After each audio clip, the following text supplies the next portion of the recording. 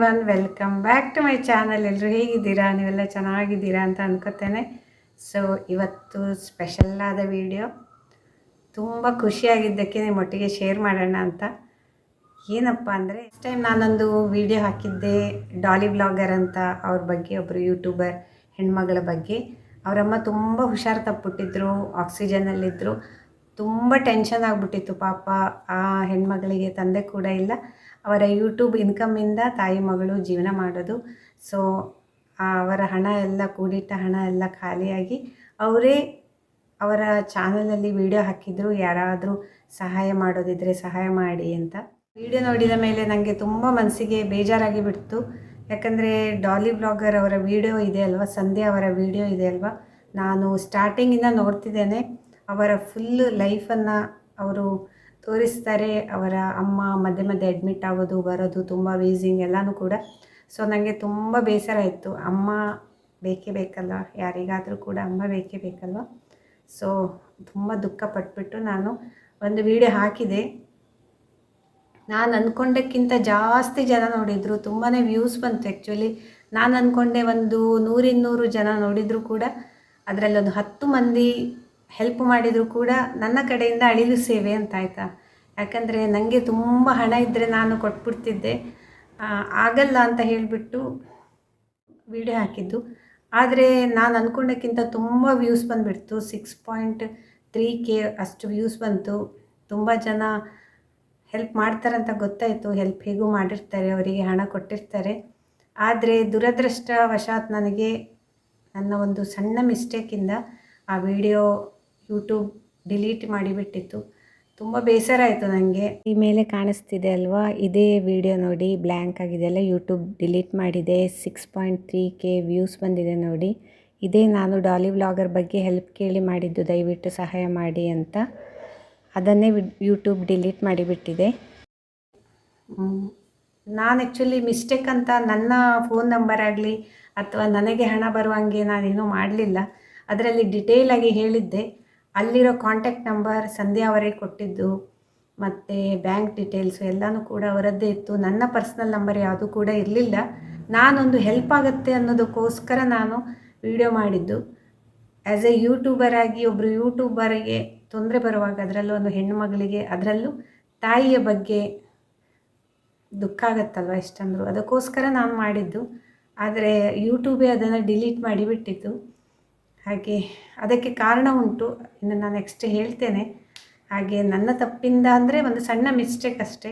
ಹಾಗೆ ವಿಡಿಯೋವನ್ನು ಅಪ್ಲೋಡ್ ಮಾಡುವಾಗ ತುಂಬ ಕೇರ್ಫುಲ್ಲಾಗಿ ಅಪ್ಲೋಡ್ ಮಾಡಬೇಕಾಗತ್ತೆ. ಅಂದರೆ ಬೇರೆಯವರ ಡೀಟೇಲ್ಸನ್ನು ಕೊಡುವಾಗ ಅದರಲ್ಲೇ ಸ್ವಲ್ಪ ಮಿಸ್ಟೇಕ್ ಆದದ್ದು ಬಿಟ್ಟರೆ, ನನಗಾಗಿ ಏನನ್ನು ನಾನು ಯೂಸ್ ಮಾಡಿಕೊಂಡಿಲ್ಲ, ಅದಕ್ಕಾಗಿ ಡಿಲೀಟ್ ಆದದ್ದಲ್ಲ. ಆಗುತ್ತೆ ಅಷ್ಟು ಅವರಿಗೆ ಹೆಲ್ಪ್ ಆಗುತ್ತೆ, ಅವರ ಅಮ್ಮ ಬದುಕಲಿ ಅನ್ನೋ ಒಂದೇ ಕಾರಣ. ಡಿಲೀಟ್ ಆಯಿತು ಅನ್ನೋ ಕಾರಣವನ್ನು ಯೂಟ್ಯೂಬ್ ಕೊಟ್ಟಿದೆ ನನಗೆ. ಅದನ್ನು ನೆಕ್ಸ್ಟ್ ವಿಡಿಯೋದಲ್ಲಿ ಹೇಳ್ತೇನೆ ನಾನು. ಹಾಗೆ ತುಂಬ ಜನ ಯೂಟ್ಯೂಬರ್ಸು ನೋಡಿರ್ತಾರೆ, ಹಾಗೆ ಫ್ರೆಂಡ್ಸು ಕೂಡ ನೋಡಿರ್ತಾರೆ. ಹಾಗೆ ಕೂಡಲೇ ನಾನಾದರೆ ಕೆಲವರಿಗೆ ಹೇಳಿಬಿಡ್ತೇನೆ, ಹೀಗೆ ಮಿಸ್ಟೇಕ್ ಆಗಿದೆ ಸರಿ ಮಾಡ್ಕೊಳ್ಳಿ ಅಂತ ಹೇಳ್ತೇನೆ. ಆದರೆ ನನಗೆ ಯಾರೂ ಕೂಡ ಹೇಳಲಿಲ್ಲ. ಚಿಂತಿಲ್ಲ, ಯಾರನ್ನು ಬ್ಲೇಮ್ ಮಾಡೋದ್ರಲ್ಲಿ ಅರ್ಥ ಇಲ್ಲ. ಹಾಗೆ ನನಗೇನೆ ಸ್ವಲ್ಪ ಕೇರ್ಫುಲ್ಲಾಗಿ ಇರಬೇಕಿತ್ತು ನಾನೇ. ಸಂಧ್ಯಾ ಅವರು ಒಂದು ವಿಡಿಯೋವನ್ನು ಅಪ್ಲೋಡ್ ಮಾಡಿದ್ದಾರೆ. ತಾಯಿ ಮಗಳು ಇಬ್ಬರು ಕೂತ್ಕೊಂಡು ಕಣ್ಣೀರು ಹಾಕ್ಕೊಂಡು, ಅಂದರೆ ಖುಷಿಯಿಂದ ಅದು ಎಲ್ರಿಗೂ ಥ್ಯಾಂಕ್ಸ್ ಹೇಳ್ಕೊಂಡು ಒಂದು ವಿಡಿಯೋ ಮಾಡಿದ್ದಾರೆ. ನೋಡಿ ನನಗೂ ಕೂಡ ಕಣ್ಣಲ್ಲಿ ನೀರು ಬಂತು.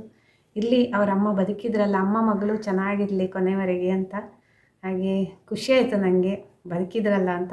ಸೊ ನಾನಿವತ್ತು ವಿಡಿಯೋ ಹಾಕಿದ್ದು ಏನಕ್ಕೆ ಅಂದರೆ, ಥ್ಯಾಂಕ್ ಯು ಸೋ ಮಚ್.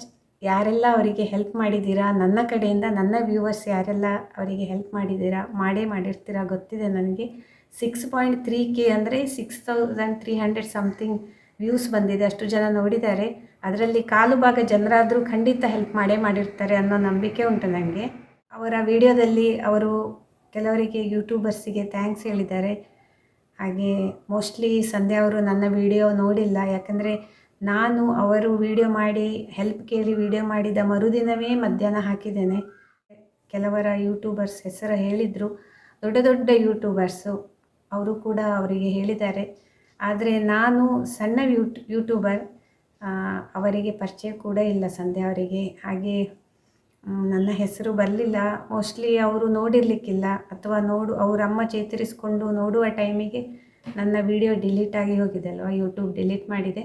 ಆದರೆ ಕೆಲವರು ಕಾಮನ್ನಾಗಿ ಅವರಿಗೂ ಪರಿಚಯ ನನಗೂ ಪರಿಚಯ ಇದ್ದವರಿದ್ದಾರೆ, ಹೆಸರು ಬೇಡ. ಆದರೆ ಅವರು ಕೂಡ ಅವರಿಗೆ ಹೇಳಲಿಲ್ಲ ನನ್ನ ಬಗ್ಗೆ. ಹೀಗೆ ಸುಜಾಸ್ ಕ್ರಿಯೇಟಿವ್ ಫಿಲ್ಮ್ಸ್ ಅವರು ನಿಮ್ಮ ಬಗ್ಗೆ ಹೆಲ್ಪ್ ಕೇಳಿ ಒಂದು ವಿಡಿಯೋ ಹಾಕಿದ್ದಾರೆ ಅಂತ ಯಾರೂ ಕೂಡ ಅವರಿಗೆ ವಿಷಯವನ್ನು ಹೇಳಲಿಲ್ಲ. ನನಗೆ ಗೊತ್ತಾಗಿ ಹೋಯಿತು. ಹೇಳಿದರೆ ಖಂಡಿತ ಸಂಧ್ಯಾ ಅವರು ನನ್ನ ಹೆಸರನ್ನು ಕೂಡ ಹೇಳ್ತಿದ್ರು. ಚಿಂತಿಲ್ಲ, ನನಗೆ ಹೆಸರು ಹೇಳಬೇಕಂತೇನಿಲ್ಲ, ಅದರಿಂದ ನನಗೆ ಪಬ್ಲಿಸಿಟಿಯೂ ಬೇಡ. ಒಂದಲ್ಲ ಒಂದಿನ ಗೊತ್ತಾಗ್ಬೋದು ಅವರಿಗೆ. ಗೊತ್ತಾಗದೇ ಇದ್ದರೂ ಚಿಂತಿಲ್ಲ, ಯಾಕಂದರೆ ನನ್ನ ಉದ್ದೇಶ ಏನು, ಅವರಿಗೆ ಹೆಲ್ಪ್ ಮಾಡೋದಿತ್ತಲ್ವ. ಮನಸ್ಸಿಗೆ ಹಾಗೆ ಅಂದ್ಕೊಂಡೆ, ನನ್ನ ಉದ್ದೇಶ ಏನು, ನಾನು ಏನಕ್ಕೆ ವಿಡಿಯೋ ಮಾಡಿದ್ದು ಅವರಿಗೆ ಹೆಲ್ಪ್ ಆಗಲಿ ಅಂತ, ಅವರಮ್ಮ ಹುಷಾರಾಗಲಿ, ಅಮ್ಮ ಮಗಳು ಚೆನ್ನಾಗಿರಲಿ ಅಂತ. ಸೊ ಕೊನೆಯವರೆಗೂ ಗೊತ್ತಾಗದೇ ಇದ್ದರೂ ಚಿಂತಿಲ್ಲ ನನಗೆ. ಹಾಗೆ ಅಷ್ಟೇ ಹೇಳೋದಿತ್ತು ನಿಮಗೆಲ್ಲರಿಗೂ ಕೂಡ. ನಿಮಗೆಲ್ಲರಿಗೂ ಒಳ್ಳೇದು ಮಾಡಲಿ, ಹಾಗೆ ಸಂಧ್ಯಾ ಅವರಿಗೂ ಒಳ್ಳೆಯದಾಗಲಿ, ಖುಷಿಯಾಗಿರಲಿ. ಅವರಮ್ಮ ಹುಷಾರು ತಪ್ಪೋದು ಬೇಡ, ಹೀಗೆ ಪ್ರಸಂಗ ಬರೋದು ಬೇಡ ಅಂತ. ಯಾರಿಗೇ ಆದರೂ ಕೂಡ, ಅವರಿಗೆ ಅಂತಲ್ಲ, ಎಲ್ರಿಗೂ ಅಪ್ಪ ಅಮ್ಮ ಇರಲೇಬೇಕು. ಹಾಗೆ ಫ್ಯಾಮಿಲಿ ಅನ್ನೋದು ತುಂಬ ಮುಖ್ಯ ಅಲ್ವಾ. ಹಾಗೆ ಇವತ್ತಿನ ವಿಡಿಯೋವನ್ನು ಇಲ್ಲಿಗೆ ಮುಗಿಸ್ತಾ ಇದ್ದೇನೆ. ಇನ್ನೊಂದು ವಿಡಿಯೋದೊಂದಿಗೆ ತಿರ್ಗಾ ಸಿಗ್ತೇನೆ. ಅದರಲ್ಲಿ ಹೇಳ್ತೇನೆ ನಾನು ಅವರ ವಿಡಿಯೋವನ್ನು ಹಾಕುವಾಗ ಯಾವ ಮಿಸ್ಟೇಕನ್ನು ಮಾಡಿದ್ದೆ ಅಂತ ನಿಮಗೆ ಅದರಲ್ಲಿ ಹೇಳ್ತೇನೆ, ಓಕೆನಾ. ನನ್ನ ಇನ್ನೊಂದು ವಿಡಿಯೋದೊಂದಿಗೆ ನಿಮಗೆ ಪುನಃ ಸಿಗ್ತೇನೆ. ಅಲ್ಲಿವರೆಗೆ ಟೇಕ್ ಕೇರ್, ಬಾಯ್.